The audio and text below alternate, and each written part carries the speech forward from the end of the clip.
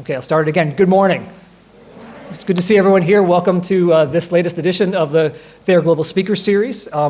Delighted to welcome our guest, Dr. Vikram Mansharamani. He is a global trend watcher who shows people how to anticipate the future, manage risk, and spot opportunities. He's the author of 3 books: Think for Yourself, Restoring Common Sense in an Age of Experts in Artificial Intelligence; Boom Bustology, Spotting Financial Bubbles Before They Burst; and the soon-to-be-released book, I think released next week, but released to you today, The Making of a Generalist and an Independent Thinker Finds Unconventional Success in an Uncertain World.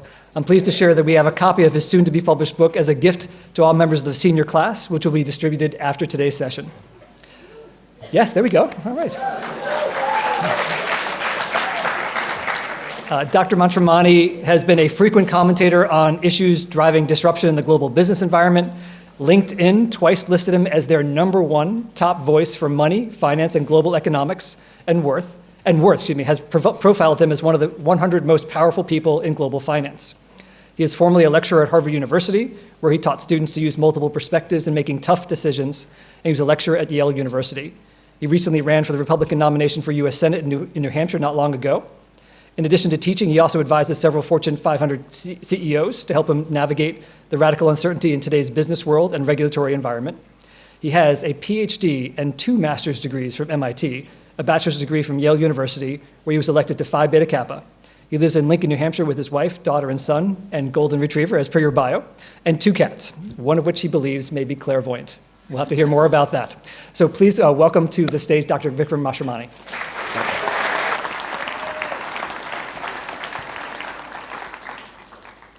All right. Thanks, Chris. All right. They all required to be here? They are all required to be here. Okay, good. Well, thank you all for coming, regardless. So, first of all, it's great to see you again. Yes. We are connected from my experience as head of school at Blair Academy, where, can I call you Vikram, is that right? Yes, please, call me Vikram. Where Vikram was a proud graduate a number of years ago and still stays connected to that institution. Yep. So let me jump right in. So I just talked about your bio and your experience as an economist, and I don't think I mentioned it, but an entrepreneur and advising Fortune 500 CEOs and all these different things. But the two terms or monikers that I want to have you jump into, this idea of a global trend watcher / futurist, and then also a self-professed generalist. So Perfect. Those 2 terms, I'd love you to describe, Sure. What do you mean by those things? Yeah, and how look, did you actually get to that place? It's a great place to start, Chris. So, first of all, I don't fit in a box, right? This is the thing that the message I want to leave you all with is people every day, everywhere, especially as you head off into college and beyond, are going to try to put you in a box. They're going to try to label you. They're going to try to channel you. They're going to put you in a silo. They're going to say, okay, you're going to be a major in this. You're going to be an economist. You're going to be a political scientist. You're going to be a sociologist. You're going to be an English major. And one of the things that I found really uncomfortable, because perhaps I was just interested in more than one area, I didn't want that label. I didn't want someone to say, hey, you just have to be an economist. Because actually, I kind of like geopolitics and foreign affairs and international studies, and I found that interesting. And by the way, I thought what was happening in technology is kind of cool, and I want to pay attention to what's happening there. So I didn't want to be put in a box. And so the generalist logic and the label I'm so comfortable with is, actually, I'm comfortable not being in a box. Everyone wants to label you and put you in someplace, and I said, no, I'm not going to let that happen. Okay. And so at Yale, when I was an undergrad, they do have multidisciplinary majors. So there was a major there called ethics, politics, and economics. And they always say that that's fine, you can do that, but you should pick a discipline, one area where you are deep, even if it is narrow. And I said, well, I don't want to do that.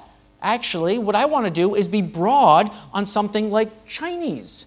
And so I studied Chinese history, culture, politics, economics, as well as this. So 2 multidisciplinary majors. So that's why I think of myself as a generalist, because I've continued to do that throughout life. In graduate school, I went and I got a PhD, as you mentioned, Chris, in the field of innovation. And I did it in the field of innovation at MIT for one reason. What is innovation? Is it psychology? Yes. Is it economics? Definitely. Does it involve politics? For sure. Is it strategy and all the business? Yes. So innovation's kind of like being a generalist. Sure. And so I got a PhD in being a generalist, which is kind of a contradiction in terms. what I then found was throughout my career, I was constantly people tried to channel you to specialize. And frankly, you probably earn more money if you specialize early in life, because you're able to add more value. However, I think as you get more senior, being a generalist is probably better. And so what I found was I resisted it. I resisted it in finance. I resisted it in academia. I was a lecturer living outside of the department structures, et cetera. And so, yeah, that's why I call myself a generalist. In terms of trend watcher and futurist, look, at some point you got to make a living, even if you're this generalist and writing books. And so what I try to do is look broadly when others are looking deeply. And so I will read about technology, healthcare, what's happening economically, what's happening in foreign affairs, what's happening with climate change, what's happening with shipping, how climate change is going to impact the Panama Canal ability for people to get through the canal. What will that do to supply chains and inflation? And I'm just connecting dots broadly, widely, in different ways than most people might.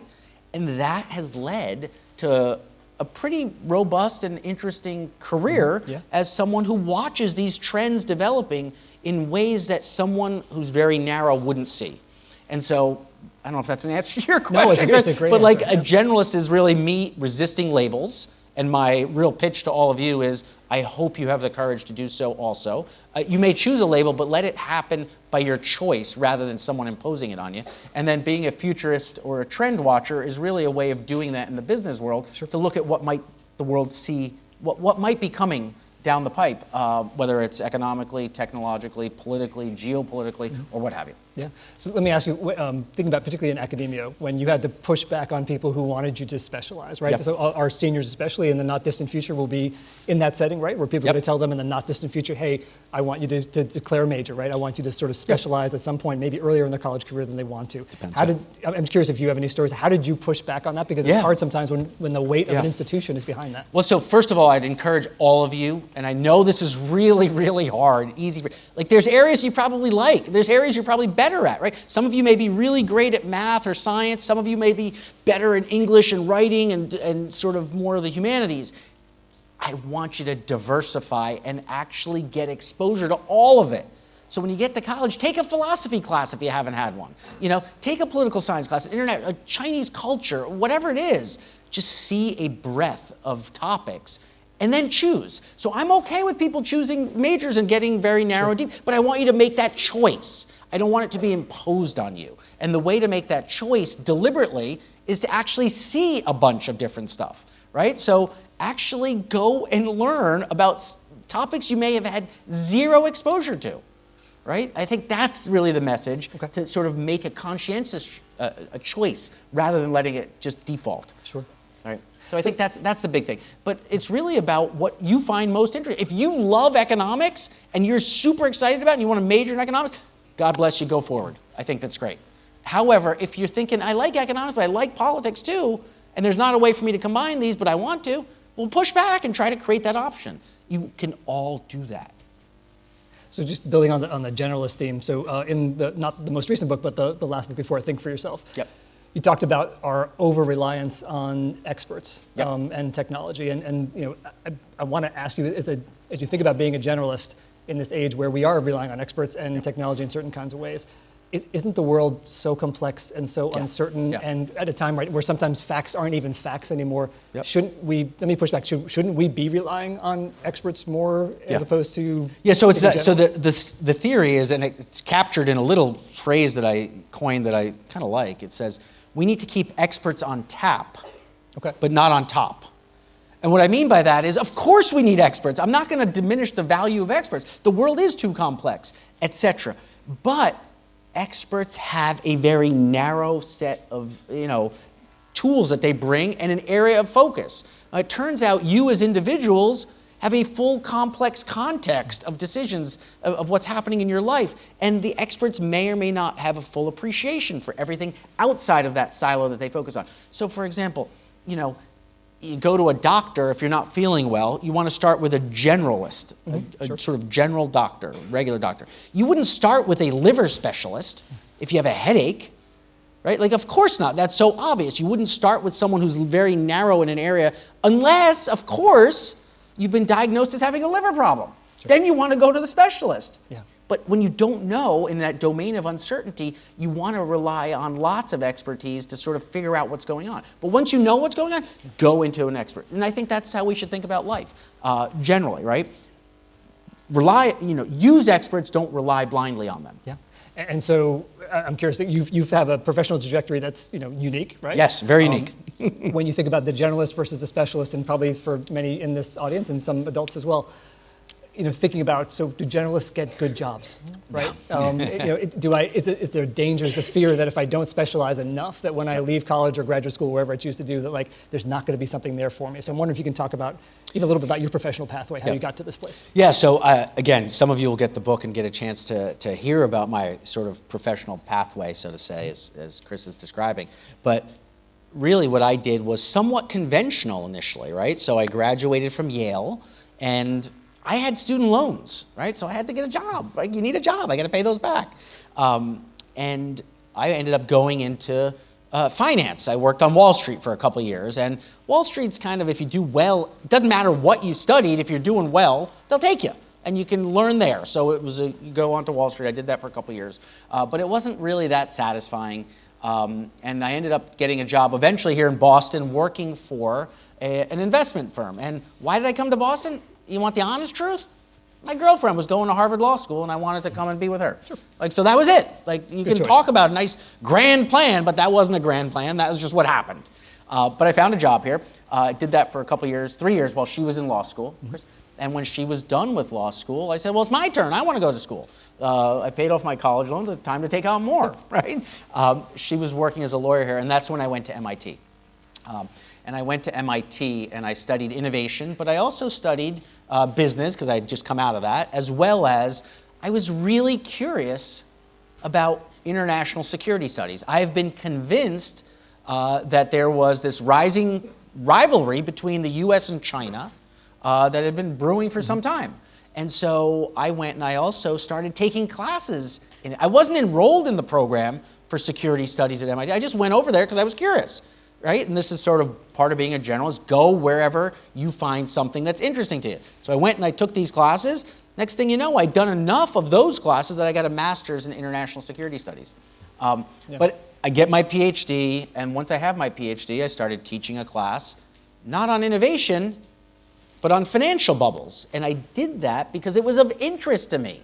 Chris, I followed what was interesting to me, and I said everything else will sort of come back and we'll make it all work. So I started teaching at Yale, a class, and it didn't even live in a department, because people were like, which department do we put you in? When was that again, by the way? I taught, what's that? What year was that? Oh, this would have been 2008. Okay, so a lot going on in 2008. Yes, the financial bubbles, bursting. And I started teaching a class on financial bubbles. Yeah. That then turned into a book that led to speaking and invitations to sit on boards, and it just snowballed from there. Sure. But what I would say, and this is going to sound very trite and sort of an overused phrase, but I really did focus on the journey rather than some destination. I didn't have a path that I thought would take me someplace. Yeah. I said, if I enjoy what I do along the way, good things will happen. And they did.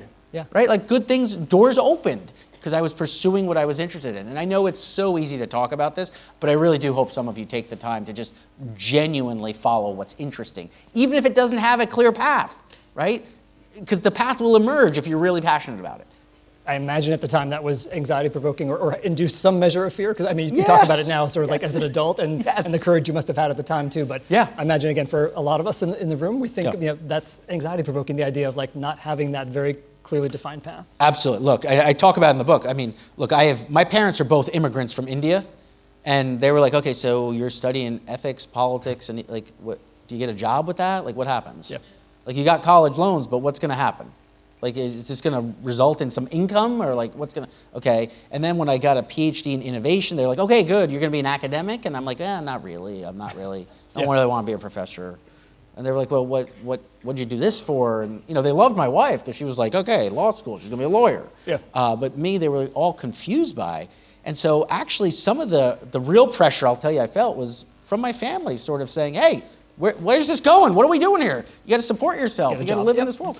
But yes, was it scary? Yeah. But if you really like what you're doing and you stick with it, doors open. I'm convinced of that. Probably more so today because we're all interconnected in different ways, and technologically you can know who's doing what, and you can find people that are doing similar things and find a little community. It was lonely initially. Yeah. It really was. It was hard. So just getting back to this idea of generalists and specialists. So I'm not sure if you've all had this experience too. You might, depending on what news channels you watch, if you watch anything, if you're watching more of your news on social media, you can watch two experts, right? Say diametrically different things back to back, and you can have 10 or 1,000 research studies that seem to be from different kind of universities that have a lot of credibility. And so when you see these things, I'm thinking about students right now who are doing research in various projects. You get the research, one thing says this, the other thing says this, they're both credible organizations or credible individuals. And we're also now at a time where between AI and other disinformation campaigns that are out there, like how do we know what to believe? Yeah, so a really tough question to Sure, answer. no, I was hoping you would answer it for us now. But here's a philosophy I've developed through my experiences to date. Every single perspective, yours, mine, Chris's, everyone's, every researcher, every scholar, is limited, it's biased, and it's incomplete. That's just a fact, right? They can't see everything completely. So if every perspective is limited, biased, and incomplete, what we need to do is gather multiple perspectives so we can triangulate towards some version of the truth, if it exists, right? So what I want you to do, and actually I'd love to even just see a quick show of hands. How many of you get your news through social media? Most of you get your news, oh my God, so many people. Yeah. How many of you read newspapers? Like physical newspapers?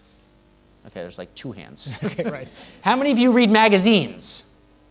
Digitally or online? Excuse me, digitally or physically? No magazines. Really? Wow, that's really interesting. So one of the things I often say is to adults that are complaining about the polarization in the world, this expert says this, the other expert says that, how do I know what to do? And where's reality? I've been suggesting that we all diversify our media diets.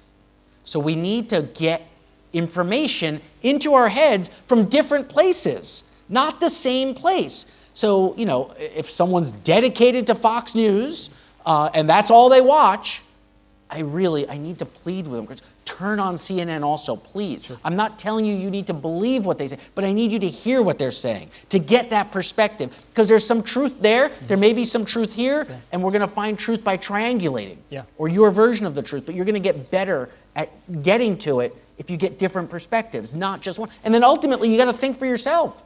You got to connect these dots in a way that makes sense for you, that's believable to you.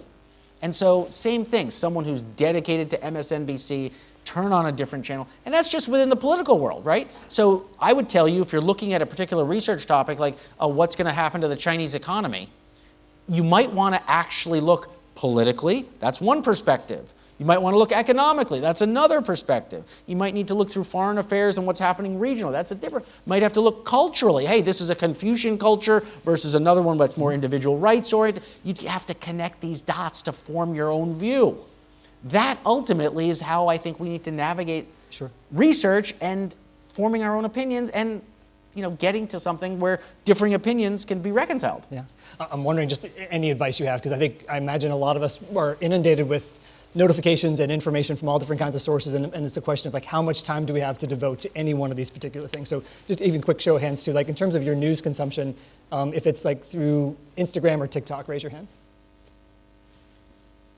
Wow. Okay. So and thanks. No, and by design, those are very quick, right? I mean, you're scrolling, you're spending, maybe 30 seconds for some, maybe you're spending a couple of minutes on it. And so the idea of looking deeper and having multiple perspectives, it's hard when generationally when it's a lot of quick stuff, right? So here's another question I'll ask. How many of you have read a news story that took you more than 5 or 10 minutes to read?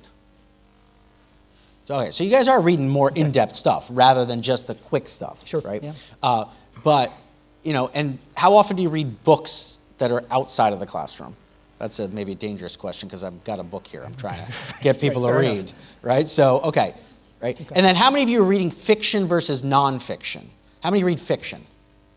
So fiction's the fun stuff, right? Mm-hmm. How many read nonfiction, the stuff that's going to get you ahead and you're going to learn a lot about, right? So, interesting. So I actually think part of it is we need to balance those.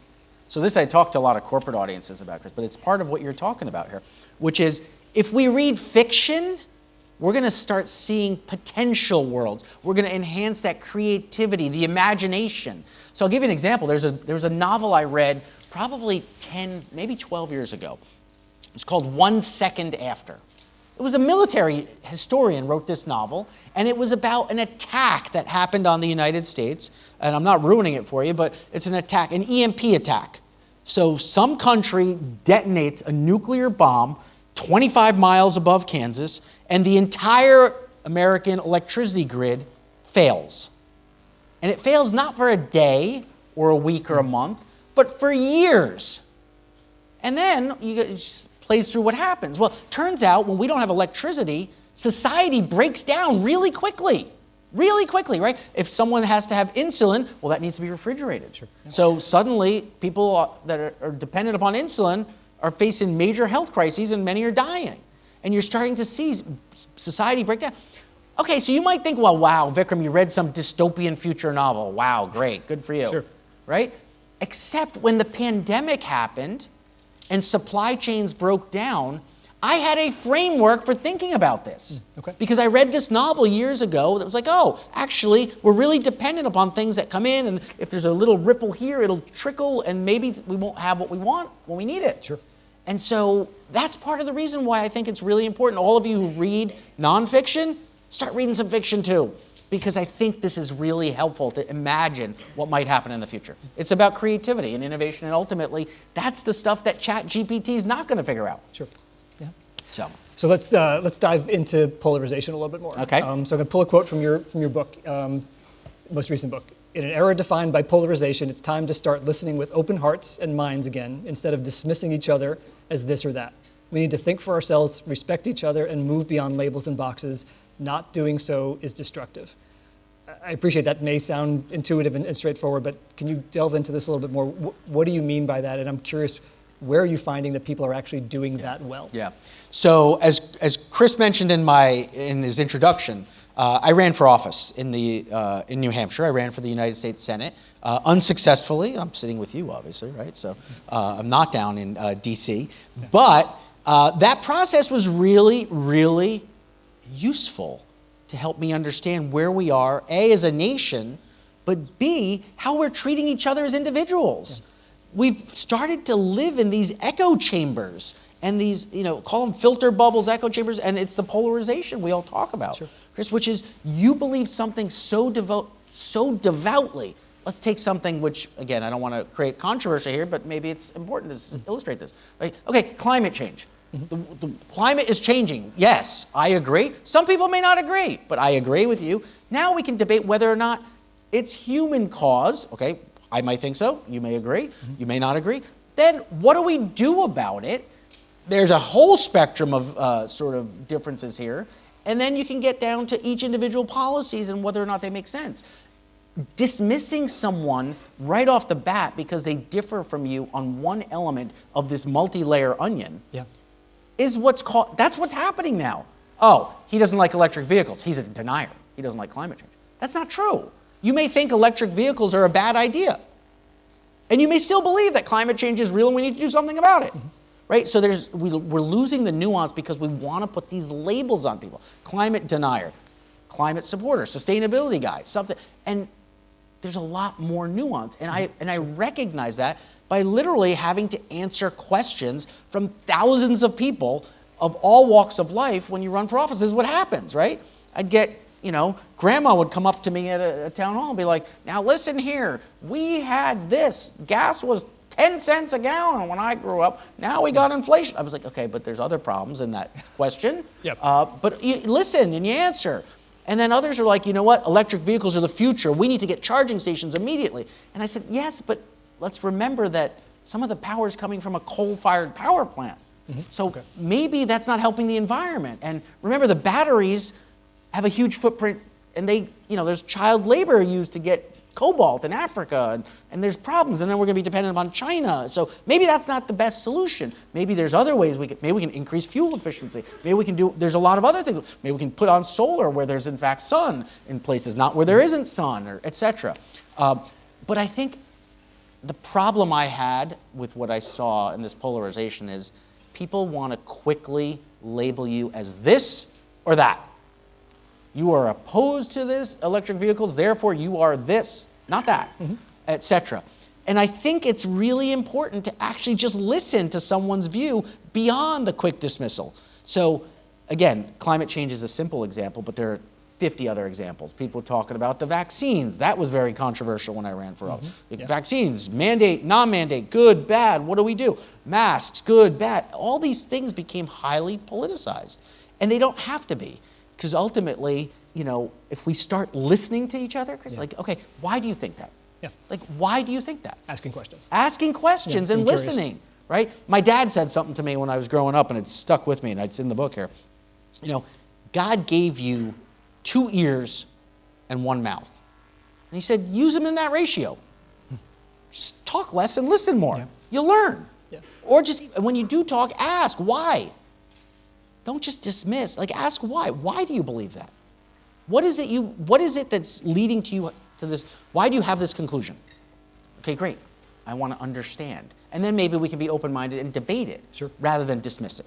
But the trajectory, at least publicly, seems to be that we're only moving in the direction of less times listening and more polarization too. So I'm just going to get back to the question, like, why? Who's doing this well? Like, who's a good model? Who's a good example? What's a good example of good civil discourse? Because it feels like the models are getting fewer and further between. Well, let's first, Chris, before I try to answer that question, which is, why are we here?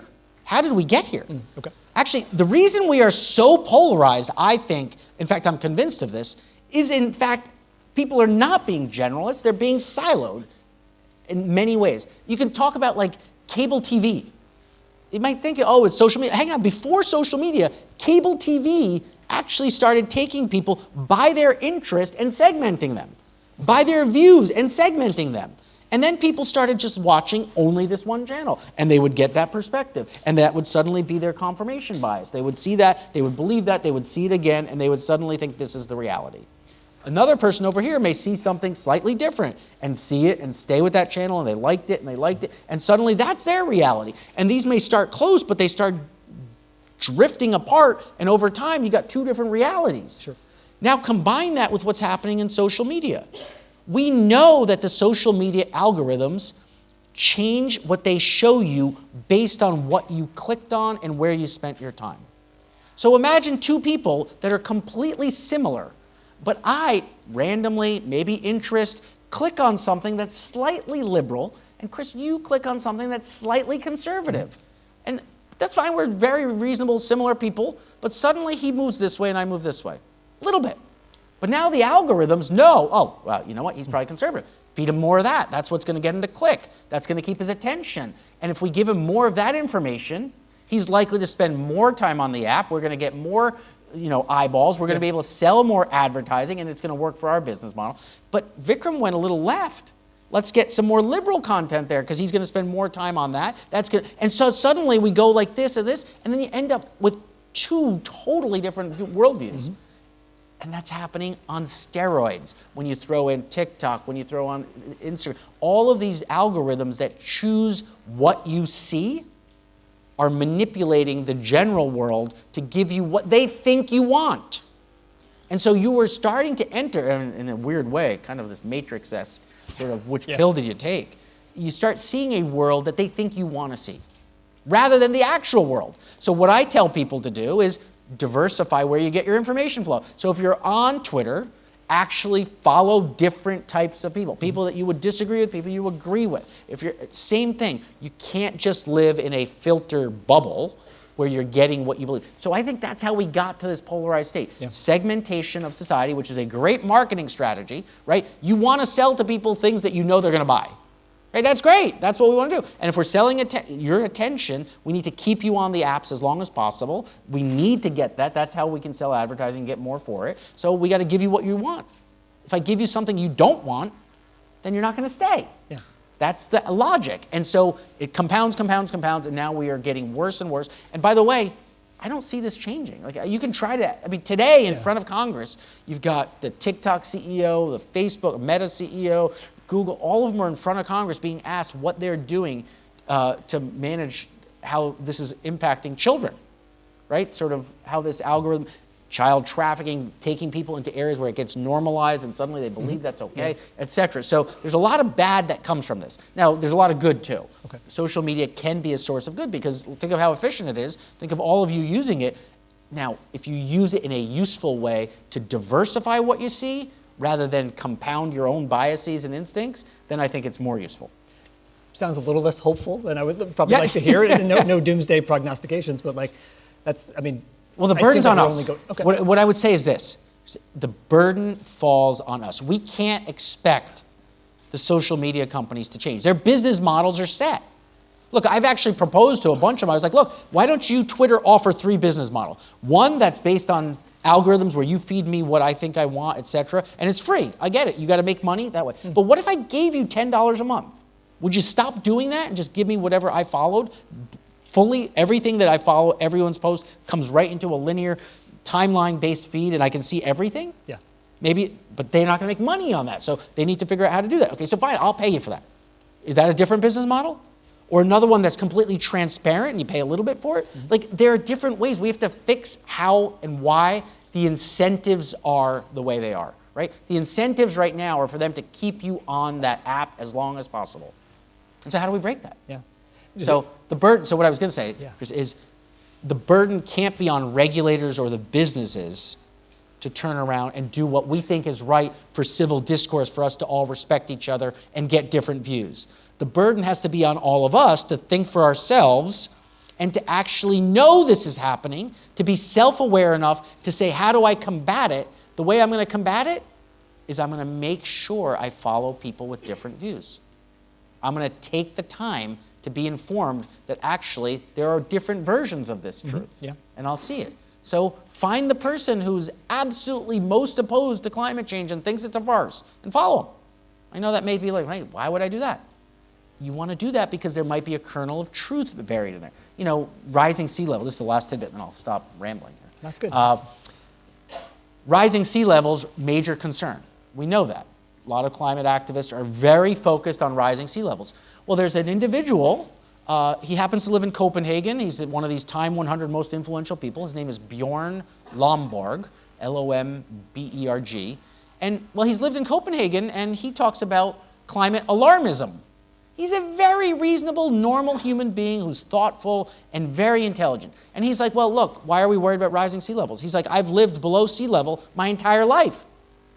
Because we can adapt. We have technology. He's got, you know, Copenhagen has dikes and other things like that. They're able to adapt. So shouldn't we just power our economy so we have the resources to adapt? Now, I'm not telling you to believe that. I'm telling you to be aware of that view. And you can choose whether to believe it. But it may help de-escalate if you say, okay, I understand where they're coming from, and that's not exactly what I thought, but I can appreciate a different view. Yeah. That's really what, there's the hope. The hope and the optimism is we're all empowered to combat this. And you can start combating it right now by choosing to follow people and read information that you disagree with. On the micro level, does TikTok go away in the United States? I think so. I think TikTok is going to be seen as a real problem. Politically, now I'm putting probably more of my political hat on here, and I've spent a lot of time with members of Congress and U.S. senators. The fact that it's enabling China to have access to a lot of information about individuals. So apparently, and again, I'm no expert here, and I'm not going to claim to be, but if you download TikTok on your phone, everything your phone does, all the apps, everything, all your emails, who you're calling, when, your GPS device, where you are, etc. All of that is available to TikTok. Now, what they do with it is unclear, but it becomes available, all this metadata. They know that actually you came to TikTok after you walked into this building at this time. Your phone has a barometric pressure gauge, so they look with Google Maps. They can say, oh, you're on the 3rd floor of this building. Based on Google Maps, that's a doctor's office. And that's when you went to go look this thing up. So maybe you have this disease or illness or issue because you looked this up after you went to a doctor's office. So maybe that means you have so let's sell that data to an insurance company so they don't have to, so they have better risk control because they know that you might have this issue and you haven't told them, but we figured it out. Yeah. And so all this data sort of capturing is a potential problem. And then if you can imagine, this is not the optimism, but this a little bit, it's starting to happen with artificial intelligence and these deep fakes that you've made reference to, Chris. In fact, we just had this last week in New Hampshire during the primary. There was a deep fake voice message that went out in Joe Biden's voice to voters saying, don't vote. Doesn't matter. You don't need to vote. What? Yeah. What? But if you're an older person and you get this call and it sounds like him and you hear it, you're like, okay. I heard it. It was convincing. Very convincing, right? So the reason I bring this up, the deep fake stuff with the TikTok stuff. So now if TikTok has a database of exactly who you are, highly likely to understand what you believe, what your most pressing concerns are, what your passions are, what the topics of most interest are for each of you, and then China, let's just use China because they're owned by TikTok, or TikTok's owned by them, or connected to them. Let's just say they can take that database and now send an email to each of you, individualized, with a politician that looks like the politician, sounds like the politician, but it's slightly different than what you might expect that politician to say. And it's actually what you want them to say, based on your views. They could hijack a democracy. You could hijack an entire country this way, right? So I do think the risk of an app like TikTok could be very high. And therefore, from a society's perspective, over some extended period of time with these technologies, there is highly likely, in my eyes, a potential TikTok ban coming. I'm going to add the note to self to delete TikTok. Yes, exactly. I did. Right now too. I've never had it. I'm just kidding. I've never had it either. Can you imagine, right? Okay, so could we jump back into politics for a Yes, moment? please. I have a question I wanted to ask our students in particular. Raise your hand if you could envision that you would want to have a career in politics. Okay. Wow. So. Really interesting. So few. So few. And so that's part of what I wanted to jump into, right? So thinking about the experience you had running for Senate, thinking about what it's like to be in politics right now, and I don't say the dangers, but sometimes the dangers, right? And the weight of being in politics. Why should any of our students want to go that way? So I am curious, what's the biggest issue? Why wouldn't you want to run for office? Why wouldn't you want to serve in some way? Just someone just yell out an idea or two. What's that? No one's good. Look, I used to teach. I can call on people, okay? I know how to do that. Well, seriously, why wouldn't you run? It's a good thing. You get to be an important person. You're helping the country. You're serving. You're utilizing your resources. There's upside to you and your career and your life, and you're having a huge impact. If you care about an issue, whether it's climate change or you care about the economy, you're going to be able to influence the course of policy. This is a good thing, right? No? Why? Yeah. Because when you first start, you're kind of stuck at the local level, and I feel like I'd want to jump to the Federal. level. Yeah, so that's okay, but that's what I did. I never did anything locally. I'd never run for office at anything prior to running for the U.S. Senate. Because I was exactly your point. It was, look, the issues I care about the U.S. versus China and that rivalry. Okay, nobody cares about that in the town of Lincoln, New Hampshire. Getting elected to the select board is not going to matter to U.S.-China relationship. In fact, you could be the governor of a state and it doesn't really matter, the U.S.-China dynamic. Or inflation and the economy. That's not dealt with at a local or a state level. That's a federal issue, right? So I'd written about economics. I'd written about geopolitics. Those were or energy policy, another one I care deeply about. Those were federal issues, so it's fine. So just start there. That's okay. If you could do that, would you do it? All right, look, it's hard. It's really hard. You don't get paid a lot compared to the private sector. You get a lot of heartache. You get a lot of people giving you grief. There's all this scrutiny on you and your personal life and sort of all that stuff. Now, I happen to be a pretty boring, clean individual, so I wasn't worried about that. But it's hard. It costs money, it's opportunity cost, and there's really no gratefulness for it. There's not a lot of people that come up and say, hey, thank you for running, right? Some people do, but most people are like, that person's this, that. The labels get thrown quickly in that world, right? In everything I've done before running for politics, I realized multiple lenses, multiple views would help you understand what was happening. So in Financial Bubbles, my first book was about, okay, you can look through economics, but politics matters. So does sociology, so does culture, and you can look and you can sort of say, all right, this is a bubble. We should get out of the way of that. It's going to burst. Not sure when, but it's going to burst. And then in Think for Yourself, it was like, okay, multiple lenses can help you navigate uncertainty in your personal health decisions, in your finance decisions, in your education decisions, in your parenting decisions. That made sense. And when I got to politics, it was everyone thought in terms of right versus left. Okay. You're conservative, you're liberal. That's it. And we can put you on that one dimension. Yeah. And I was like, wait, hold on a second. I talk about this in the book here. What about open-minded versus closed-minded? Do I really care where you stand on this liberal versus conservative spectrum? If you're open-minded and we can have a conversation, and I can convince you I'm right, or you convince me you're right, and we move, isn't that a recipe for sort of progress? You would hope, right? You would hope. Yeah. Or what about process-oriented versus outcome-oriented? We agree that this is what's going to be our process, and we will live with the outcome. We're going to all vote, and there will be a declared winner. Yeah. Not there's a winner, the process is okay if I won. Like, that's weird. Yeah. That's the wrong orientation. And so I really did find that in politics, we're too polarized, specifically in this one dimension there, and that's causing the problem. But your question was, what was it like running, and why did I do it? Or Yeah. Look, I wanted to serve. I really did. I've had enough success in sort of business and other areas, and I felt like I had taught for 15 years, influencing students, and I wanted to have a bigger impact.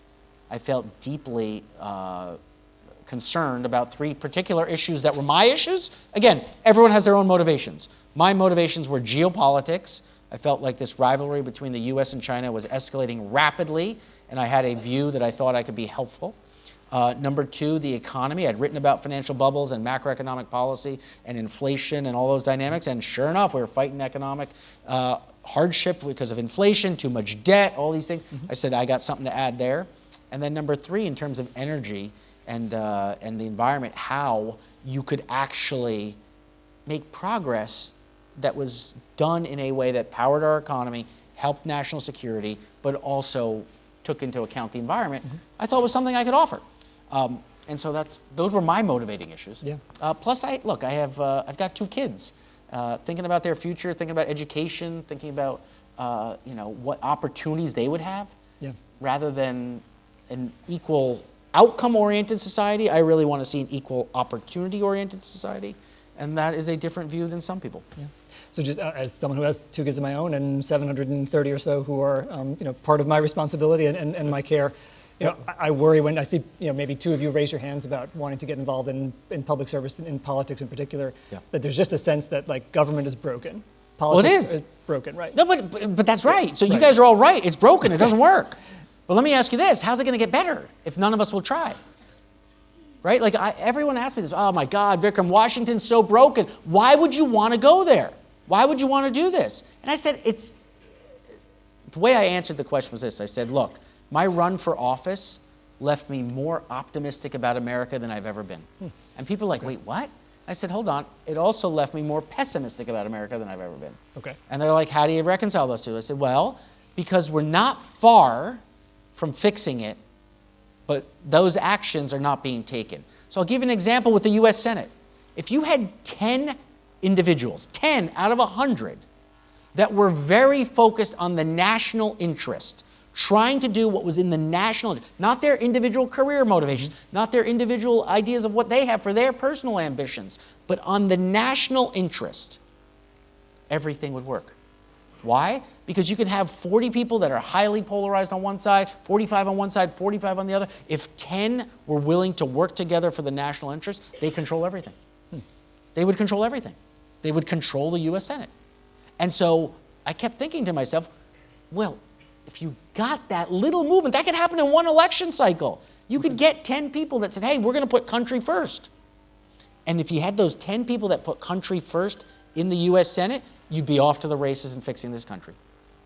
Now, I would like to see the same thing at the presidential level, and we can talk about that. But, 75% of the country doesn't want to have, 2 guys in their 80s running for office. And so what do you make of that, right? But that seems to be, nothing's a foregone conclusion, and things could change a lot, but that's likely one of the likely paths that we're going to follow. Yeah. So what do you make of that? Yeah, so there's a couple of things there, Chris, that really bother me, and maybe some context for all of you that don't know me. So after running for office, and losing, I ended up going back into my regular life. But one of the things that happens when you live in New Hampshire, as I do, is it's a really important state when it comes to the presidential cycle, right? So I've had every single Republican presidential candidate reach out to me. Most of them, other than Trump, have been in my living room. And I've sat there. I've had my children asking them questions about, what would you do about this? What would you do about that? Mm-hmm. I remember one fun story was my son came back from Model UN. He was at the Dartmouth Model UN. Oh, sure, yeah. And he came back, and he was supposed to go to school. We said, we're going to keep you at home because Ambassador Nikki Haley's coming to our house. And, you know, you want to talk about the UN, like, forget about the Model UN. Let's talk about the real UN. Sure. And you can do that. And New Hampshire's awesome in that regard. But here's what I would tell you to answer your question. It is the primary process that is really creating these dynamics. Okay. Right? So you can find people that are absolutely devoted to their particular candidate within their party, even if it's not what the country wants. And so when we say 70% or 75% of America does not want a Trump versus Biden rematch, it may be that 75% of Democrats don't want Trump and 75% of Republicans don't want Biden.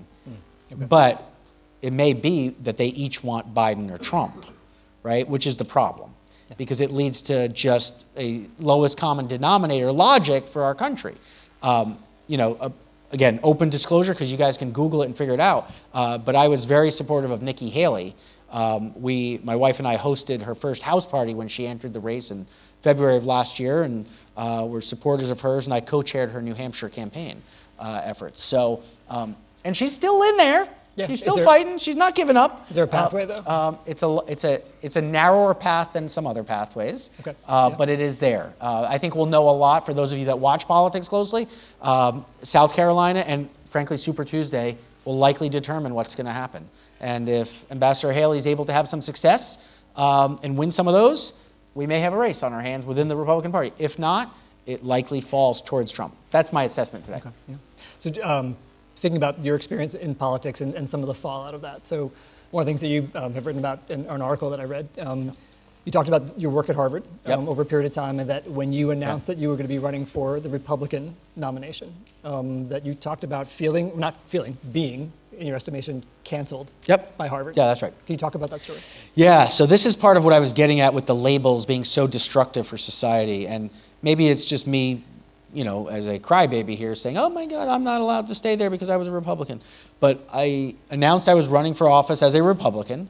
And as you might be aware, maybe you are, maybe you're not, but a lot of academic institutions like Harvard are disproportionately Democrat or left-leaning. And, to each their own when it comes to politics, but I never brought politics into the classroom. And I'd won numerous teaching awards at Yale and at Harvard. In the 5 years I was there, I think I won the teaching award 2 or 3 times. So I think I was doing a good job. When I ran for office, a couple of people on my reappointment committee said, oh, Vikram, I hear you're running for office. I said, I am. Said, not as a Republican. I said, actually, I am. I've been a lifelong Republican. I believe in limited government, a strong defense. I believe in living within our means and a fiscal conservatism, that you have a budget and you don't take out debt unless you have to, etc. And he just looked at me and he said, that's disappointing. Walked away. Never heard from him since. My appointment, I get appointed, it was an annual appointment. I'd been reappointed for 14 years in a row at Yale and Harvard. Right, so it's an annual appointment because I was a lecturer, not a traditional professor track, tenure track person. But I didn't get reappointed after I decided to run. Okay, maybe they knew I was running for office, it was fine. I had been helping Harvard's development office raise money for a professor of practice position, where they said, hey, you're going to help us raise it, and this will be one that'll support the class you've been in and the position for you for 5 years, this is that. And I was they had a process underway, and I was in it. I called that summer after I was a candidate, and I said, just checking in, how are we doing with this process, timeline? And the administrator, she said, well, Vikram, we took you out of that process. One of the senior faculty members thought it was not a good fit anymore. Okay. Nothing changed about me. Nothing changed about my views. Nothing changed in any way other than I had a label on me as a Republican. And that led to a bunch of things. And by the way, it wasn't just Harvard. Harvard's the most, visible one. Especially these days, yeah. Yeah, especially these days. Yep. But look, I will tell you, this is part of the reason why people don't want to run for office. And I think it's sad, and it was hurtful to me personally. But, I do a lot of public speaking. I have a video crew that sort of produced videos for me, speaker reels that we would send out. They said they didn't want to work with me because I was a Republican. The book publicist who was going to support the book publicity effort for this, the one who was going to send out copies, send them to all the news organizations, the people that do book reviews, all the TV shows to try to get this coverage. That woman literally said, my team of young professionals will not support this book because you are a Republican. They're uncomfortable with that. I had speakers bureaus and others who were helping promote me, even consulting clients that said, we're not comfortable working with you anymore. I lost clients, I lost business, I lost my position at Harvard in this way. Even a place like Dartmouth up in New Hampshire, I was in a conversation with them about potentially teaching at Dartmouth, because I live in New Hampshire, it's more logical. Why would you drive to Harvard? Nice conversations in 21. By 22, I said, okay, I'm running, we're going to put this on pause. 23, I said, hey, I'm open, I'd love to come teach. Not really any openings now, Vikram. There weren't openings in 21, but it was sort of a match. Hey, I can create a class, I can do stuff. Yeah. But that wasn't available. So yeah, Chris, it's hard. I mean, these labels are destructive, and I think that, it may just be that I've felt some of the pain of it. Sure. But I do think this is a problem for society more generally. I'm just an example of it. I'm probably only one of many that have felt this. Do you regret it? Regret's not the right word. Okay. I think I wasn't as fully aware of the challenges it would produce for me, my family, the income generation capability, and my sense of even my sense of identity. Like, look, I used to be an academic. I used to teach. I love being with students. I love getting the light bulbs to go off in the classroom. I used to love teaching the reading materials and going through it and then running seminars and discussions. But I don't do that anymore. Yeah. So that's the tough part. So regret's not the right word, because I had an unbelievably positive experience on so many other aspects, right? I mean, everyone from the governor of New Hampshire straight through, I could pick up the phone and call 15 different US senators right now and they'll take my call. Mm-hmm. Yep. There's plenty of people in Congress I can get to, and so that's actually kind of interesting. Sure. That's a different value that I might have produced, but it's a twist in a way to my career and my life than I hadn't expected. Yeah. So just building on that, and I want to be conscious of time too. Yeah. We're relatively limited with time, but maybe to sort of close up a bit. So you talked about experience of saying something, standing for something that you feel like you were canceled for, right? And I think that there are a lot of people in the world right now who worry about saying something that's going to put them in a certain box or being canceled. And so sometimes people will say nothing, right? Yep. On the flip side, you see the other opposite sort of reaction, which is this idea like, well, you know what, I'm going to use free expression as a justification for saying things that that violate the dignity and humanity of the people around you, right? Good. And so I'm just kind of like, how do you reconcile those two things? Yeah, we got to get this right. So I will tell you, one of the things that I find most disturbing about this dynamic that you're referring to, Chris, is, there's always this worry about censorship, right? Censorship. And for those of you that might have read George Orwell's 1984, that novel, there's this sense that Big Brother's watching you, right? They're going to watch what you say, and they're going to make sure you say the right things. And if you don't, turn around and you're going to end up getting less opportunity. By the way, this is what's happening in China with these social credit scores. They watch what you say. They see what you do, whether you're supportive, and you get lesser opportunity. You might not get a loan. You might not be able to get a vacation. You might not get the ticket to do what you want if you're not behaving the way the Communist Party wants. That's the 1984 version. But there's another version of censorship, which I think is happening in America today on a massive scale. And that is, if you read any Aldous Huxley or Brave New World, that's more the self-censorship. We're being conditioned not to express some of our beliefs because we're worried that they may offend someone, right?